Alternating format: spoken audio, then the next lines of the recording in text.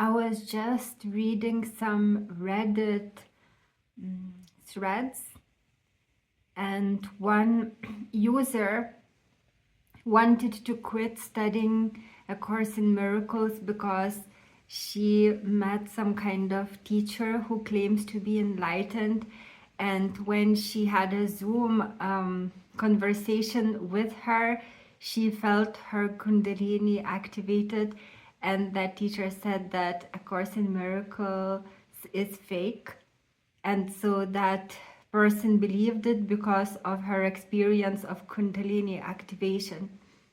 I had this also. There are many people in India, like living in Himalayas, in Himalayan mountains, who attain spiritual powers and they can actually manipulate human energy field, but they are far from enlightened.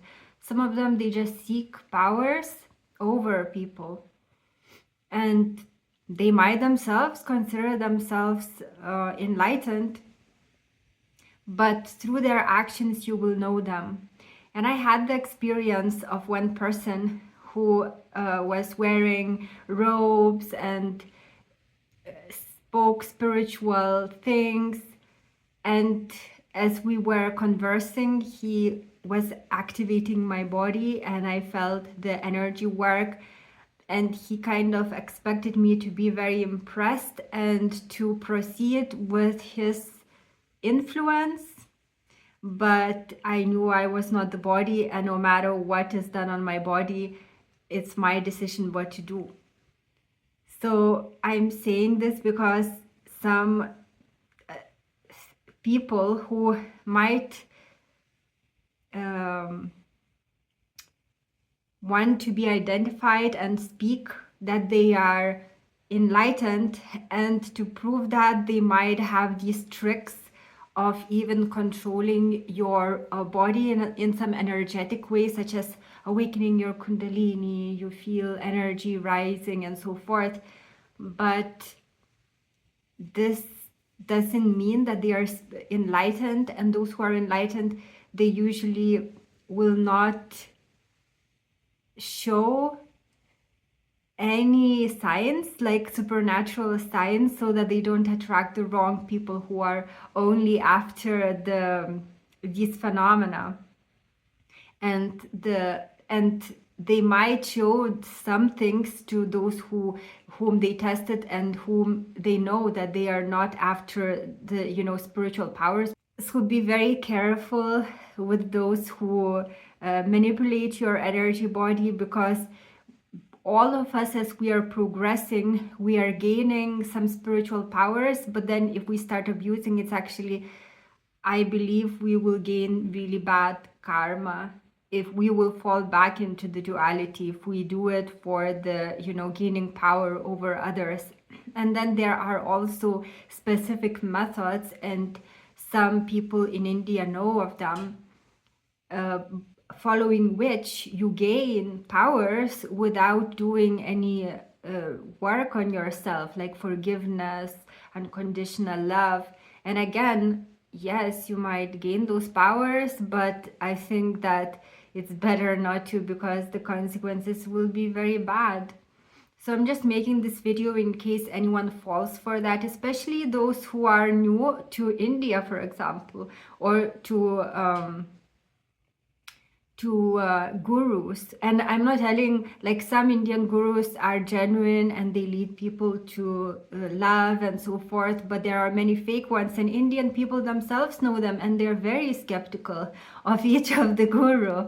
So for those from the West, for example, who are so disappointed in Christianity because of the preachers that don't know anything, they are powerless, and then they are exposed to the actual spiritual phenomena, and they straight away become the followers without thinking, why is it being done around me? What are they trying to prove? Why are they displaying these powers? Well, they display these powers so that you submit to their influence.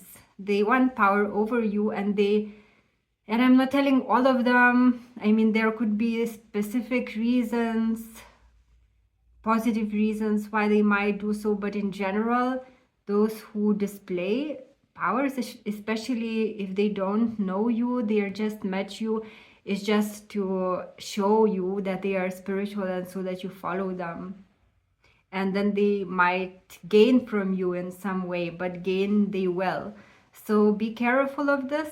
This definitely happens. Spiritual phenomena is real, but those who have gained those abilities lawfully, so to speak, by doing the actual work, are not likely to just display them like in marketplaces, to the common people, to the masses, but they will keep them to themselves because it's just the natural result of your progress. And even in Hindu scriptures, I believe it is told that it's better not to, or maybe in Buddhist scriptures, that these things can come, but do not engage with them and do not take pride in them. They are just the effect of your journey home, journey to your true self. You are the co-creator. You are equal to God. It's told in A Course in Miracles. It's just that God created you, but apart from that, you are equal, even in power. How amazing is that?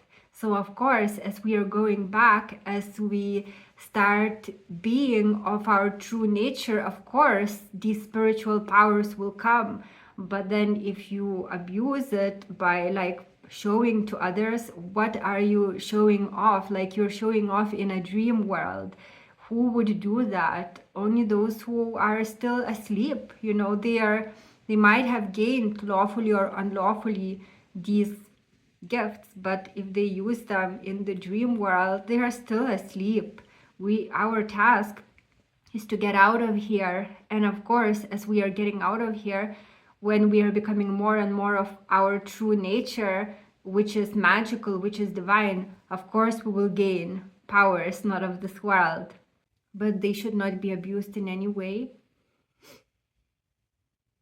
Otherwise you might lose them, or I believe you might gain some really bad karma for that.